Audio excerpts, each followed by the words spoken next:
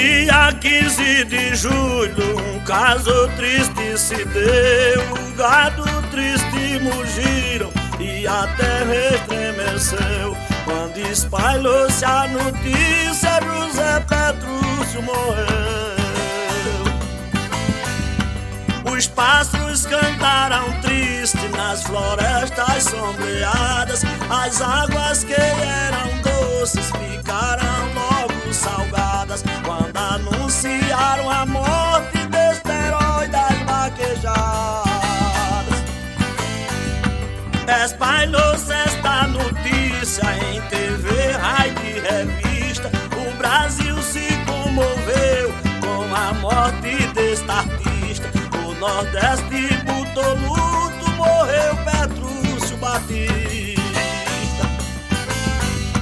Hoje lamento e vaqueiro, os amigos do Mourão, senta a morte de Petrúcio dentro do seu coração. Poder morrer deste herói das festas de apartação.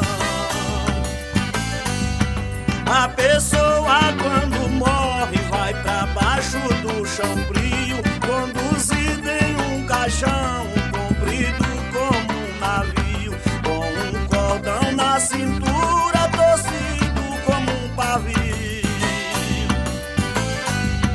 Morre o homem, fica o nome, o corpo o povo conduz, a matéria a terra come, vem o cupim rói a cruz.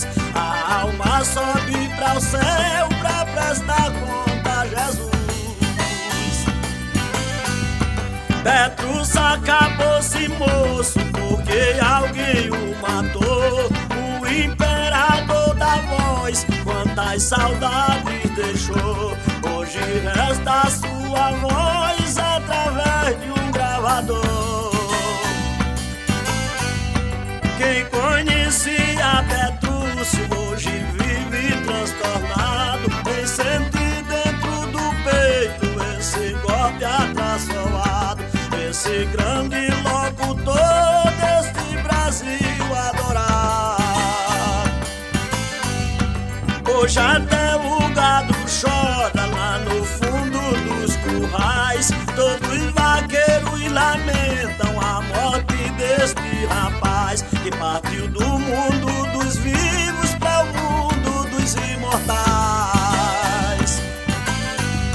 Se eu tivesse o poder que tem Deus